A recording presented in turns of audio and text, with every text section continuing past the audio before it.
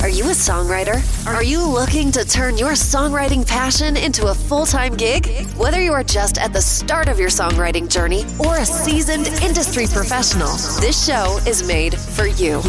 Welcome to the Songwriter Show, bringing together songwriting news, interviews, and community. Now, welcome your host, Sarantos. Thank you so much for tuning in and welcome back to the Songwriter Show, right here on Reality Radio 101. I'm your host, Sarantos. I'm a solo music artist who's been writing lyrics for as long as I can remember. Words mean the world to me, and that's why I'm thrilled to host this show for you every single Tuesday evening. I believe in my heart that every song is a story. Tonight, I'm so proud to have Gears on the show. Gears has found that sweet spot between metal, R&B, hip-hop, and alternative. The Miami, Florida groove, Jimmy Wooten drums, and Trip Six vocals zigs and zags past all expectations and burns down one convention after another in the process. Racking up hundreds of thousands of streams and views, collaborating with everyone from members of Living Colour to Seven Dust, they usher in a new era of rock with a series of singles and their forthcoming independent album. And now, welcome this week's special guest. Welcome to the show. How you doing?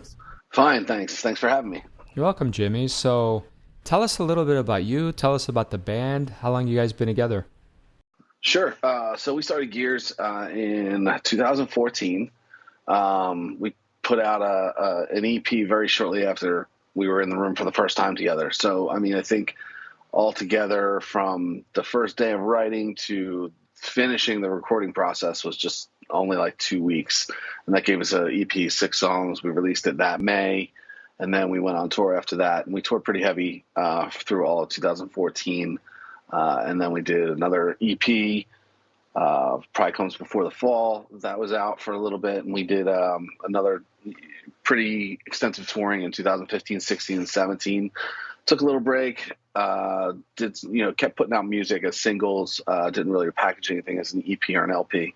But then just kept kind of, being a little bit more selective with touring. A little less time on the road, but still quite a bit.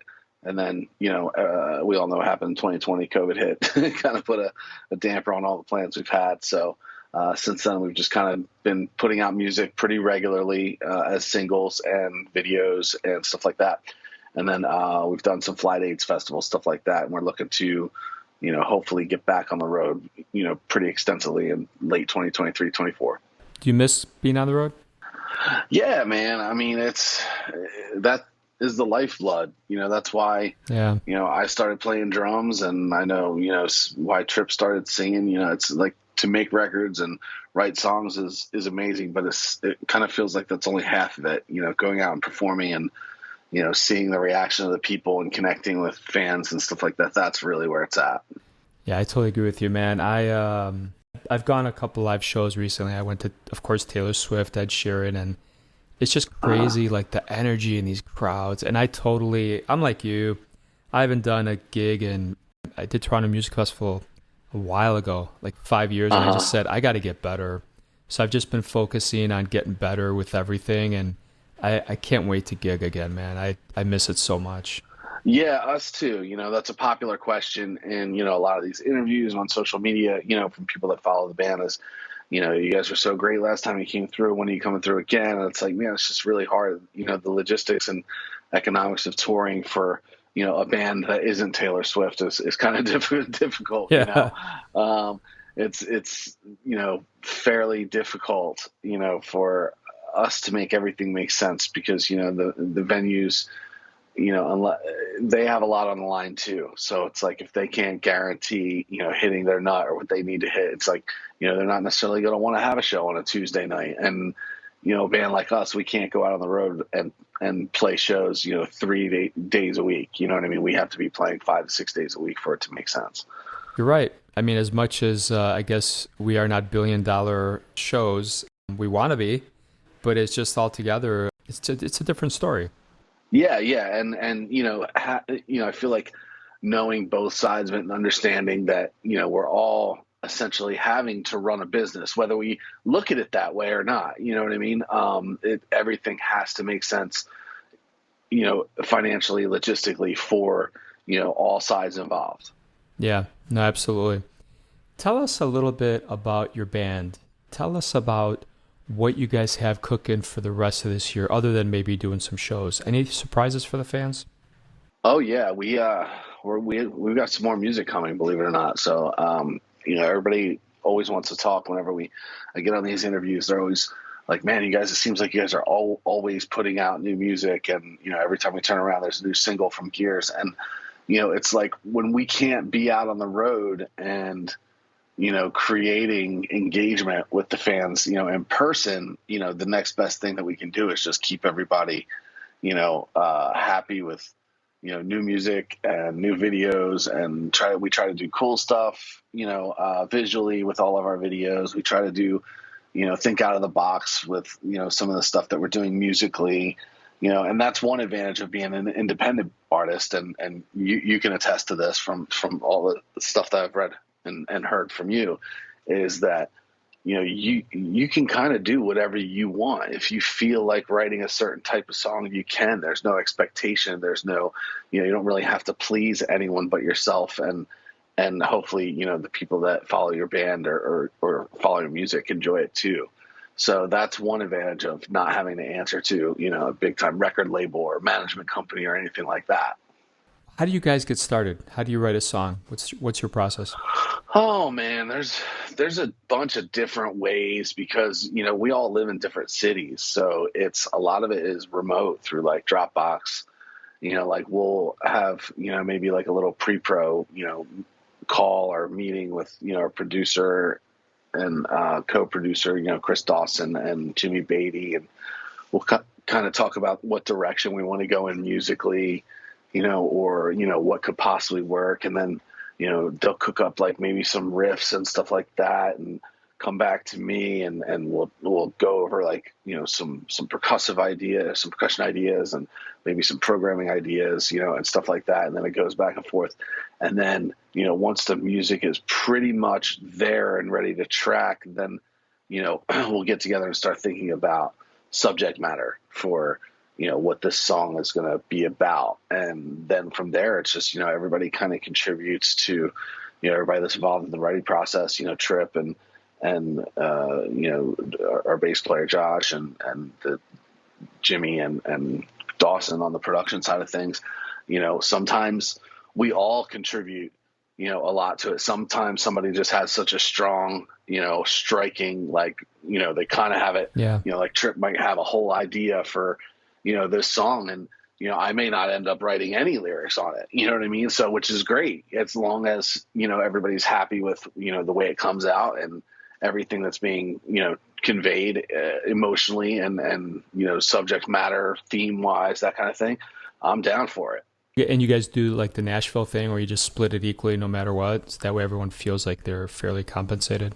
Yeah, I mean, pretty much, because we're all in the room. Yeah. You know what I mean? When it comes to actually recording the music and, paying for all the stuff, we're all contributing equally. So yeah, it's like once, the production costs are out of the way, it's, everybody's kind of pretty much getting an equal cut. Mm-hmm. Sure. How often do you guys practice, like rehearsals? You know what? Only before tours, really. We might get together a week ahead of time before a tour and practice, 3 or 4 days out of those. But generally, it's not really a huge ordeal as far as rehearsal. Like, we're not doing 2 weeks of rehearsals before we go out. You know what I mean? So generally what we've been doing lately, because our sets traditionally, as far as the last few tours, have been shorter because they've been either direct support slots or main, support slots. Our sets might be 30 to 40 minutes. Yeah. So you're not talking about a whole lot of material. So we kind of get the sets, ironed out, what we're going to play, maybe have a couple, 2, 3 audible songs that we might want to do on some nights, but not every night. You know what I mean? Just so that we can change it up a little bit. But yeah, our rehearsal process isn't really too intense as far as, going in and working out parts, because mostly, everybody does that on their own. And when we come in the room, it's just kind of tighten it up, put the show together. Like, if we're going to have a place where, Trip wants to talk. I know there's certain songs that we have where Trip, the singer, he'll want to, tell a story about, where this song came from, where that song, we'll work that into the set and kind of rehearse it that way. Tell us about this song we're going to hear. Thanks for the Misery. So, that song is kind of self-explanatory. It's weird. I always say that if you can write a song and, have 10 people listen to it and it means 10 different things, then that's like you achieve the goal. It's like I have people come up all the time and say, oh, this song means, help me through a really tough relationship and, this, that. And I'm like, well, that's great. But that song was actually about like kicking out a guitar player or firing a guitar player. You know what I mean? So it's like, but it's, I feel like that's what music's about. It's kind of like the beauty is in the eye of the beholder. It's in the ear of the listener, so to speak. So it's like, if they connect with it a certain way and that's what it means to them, then yes, that's what we did it right. It's kind of like you try to be descriptive enough to paint a picture, but ambiguous enough so that people can apply it to their own lives. You know what I mean? Yeah, absolutely. So that's cool. But Thanks for the Misery, it's kind of self-explanatory. It's about, just going through a tough time and dealing with, a bad relationship or a bad, friendship and kind of, looking back on it now that you've passed through it, it's like, you know what? It's like, actually, I learned a lot from dealing with, what I dealt with you. So, thanks for the misery, but, kind of in a cathartic way. Yeah, for sure. Okay. Tell you what, let's take a listen, then we'll come back and talk, okay? Sounds good to me. All right, man. Here we go, everybody. Check this out.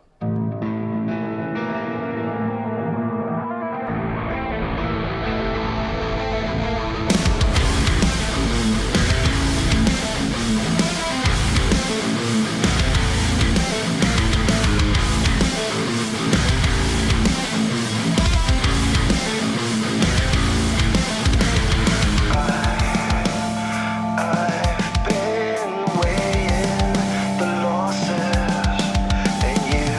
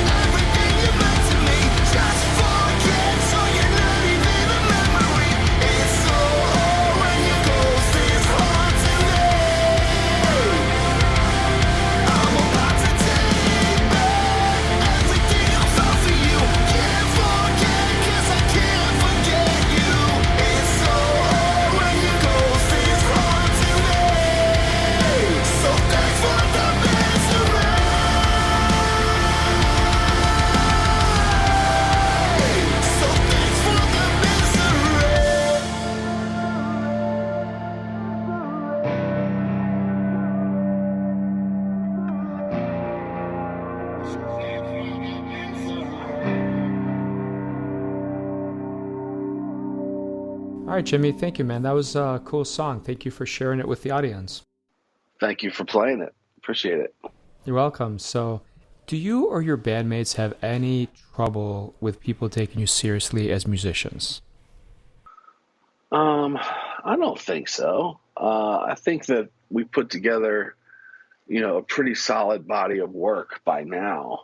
I think maybe in the beginning, because we all came from different bands and we all kind of left the bands that we were in, that weren't necessarily, it wasn't like the bands broke up. It's like, I kind of just was done doing the thing that I was doing, you know what I mean? And it had run its course for me. And I found people that I wanted to work with. I didn't want to work with the people that I was working with before. So it was like one of those things that, maybe not take serious, but definitely try to prove that this project is just as good as any of the ones before. And I think the same would probably, not to speak for anybody else in my band, but I would think, the same would have been for Trip. He was in a great band, and he did the bands, together for some time, but it was like, he was kind of, I think the whole band in that instance was kind of like, had run its course, and again, I don't mean to speak for him, but, it just kind of felt like, he was ready to do something and branch out and do something a lot newer, with some new people. So I think in the sense that convincing people that we were, musically credible, I don't think that was as much as musically effective. Like, could we write songs that were as good as the previous songs that we wrote with a new group of people? And I think that a lot of songwriters go through that, to try and prove that they can consistently churn out, quote unquote, the goods. You know what I mean? Because, we all do get lucky. And I mean, even in, the stuff that we're releasing now, some of these songs, they resonate so well with audiences and, but then there's another song that still does well, but it doesn't reach the same peak that the previous single did, maybe. So it's like you're constantly striving for excellence. And I think when you strive for excellence, you end up coming up with a pretty good product. Tell us about your website, where people can buy your stuff, stream it, and support you in the band. Of course. So www.gearsofficial.com, gearsofficial.com. That's the main website. And that will kind of point you everywhere. That'll take you to our Facebook, our YouTube, our social media, all of our social media. Of course, Apple Music, Spotify, all the places, all the digital service providers that, pretty much every band needs to be on to get their music out there and available. So we're all over all of that stuff. Okay, cool. What is your band's ideal superpower, if you could list one superpower? One superpower. Like, you mean imaginary or like something that I really feel like our band is good at? How about both? Oh man, imaginary. I mean, hey, just to be able to snap your fingers and sell out an arena would be cool. You know what I mean? That could be. But I would say like our, quote unquote superpower that we have is again, I think it really is a lot of the songwriting and development of the songs. I think we have a really good knack for writing songs and making songs that people can identify with, but again, leaving room for the listener to be able to interpret and apply it to, their life scenario. Okay. Yeah, fair enough. Do you have any podcasts that you or your bandmates follow religiously? I don't have any that I follow religiously. There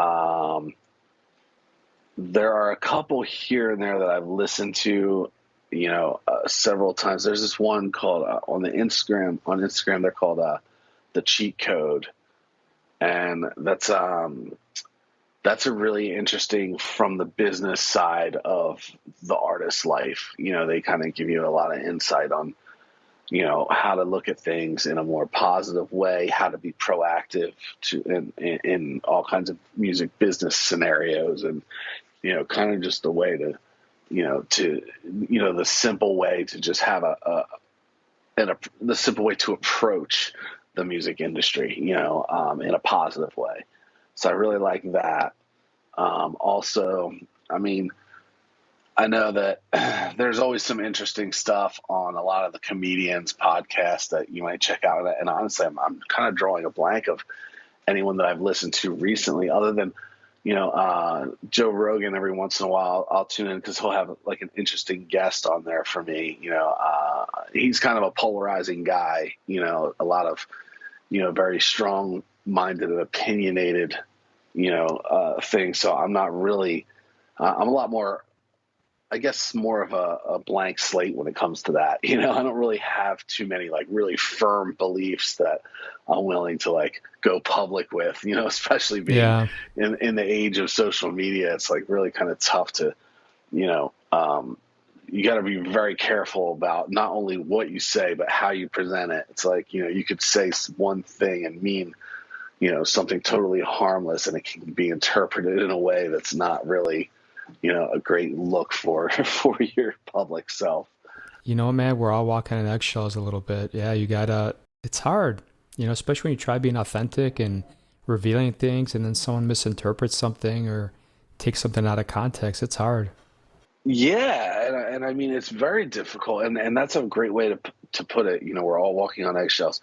It's like, I don't, and it sucks because I feel like sometimes you can't really let people in and show too much of yourself, because I feel like it can always be painted a certain way. Like, with the whole, quote unquote cancel culture thing. It's like, I feel like if people want to like really get you bad enough, they can, I feel like anything can be twisted, around and shaped a certain way. And that's just, it's very disappointing for me, man. Cause I'm a talker. I'll sit there and I'll talk with someone and talk with them and enjoy the conversation. And I don't care if we agree on everything. I actually find a lot of, discussions that I have with my friends, it's fun when we don't agree on something. Yeah. You know what I mean? But you have to be mature enough to handle that. You have to be mature enough to know that someone can have a different point of view and you guys can still be friends. Like, it's crazy. I know it's a really, really crazy concept to think that you don't have to, have everything in common with everyone that you hang out with, right? Yep, totally. No, I totally hear you, man. All right, dude. This is awesome. I wish we had more time, but I'd love to have you guys on again anytime. And I thank you for being on the show, dude. Very cool. No, thank you so much. And please, anytime that, you want to have me back or have, me and Trip back or something like that, we can hook it up for sure. Yeah. All right, man. So to all the listeners out there, thank you so much for spending a little bit of time with me and Jimmy. We both hope your unique story gets heard around the world. My name is Sarantos. Please join us every single Tuesday night to hear other amazing artists share their fascinating behind-the-scenes stories right here at the Songwriter Show on Reality Radio 101. I love you all. Thank you.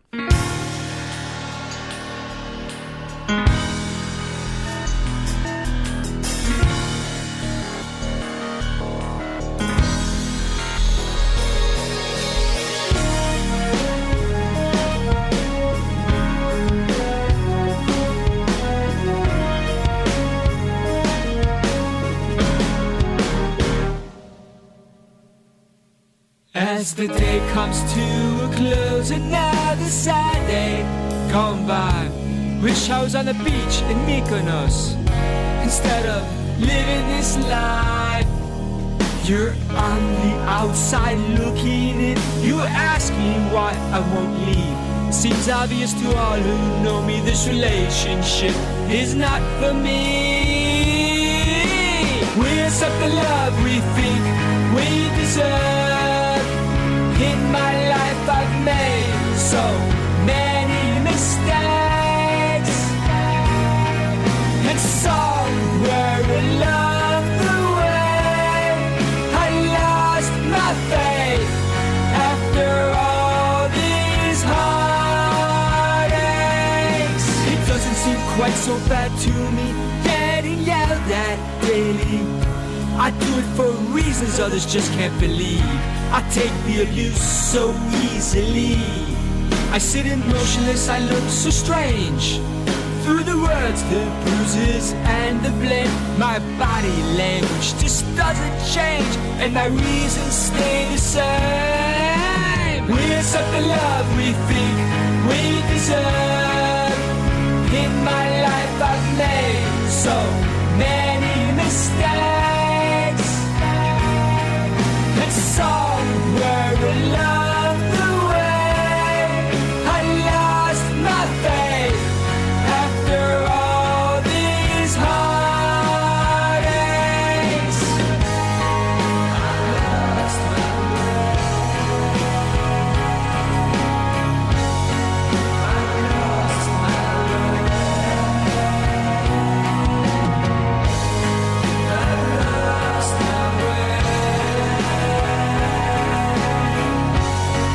I lost my way.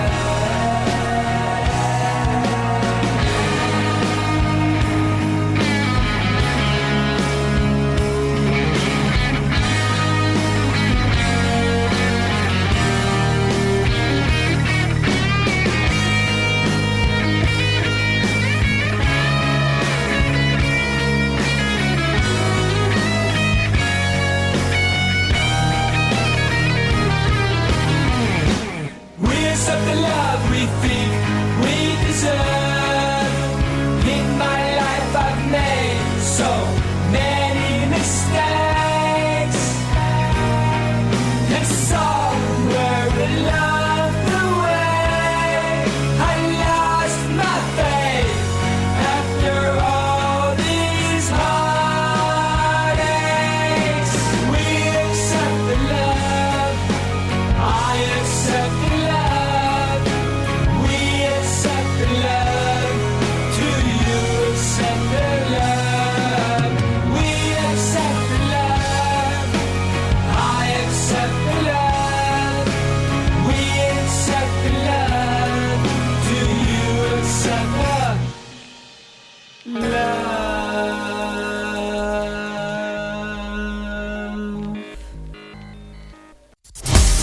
Thank you for listening to The Songwriter Show. To keep the momentum going, head over to www.songwritershow.com and join our free music community of artists, songwriters, and producers.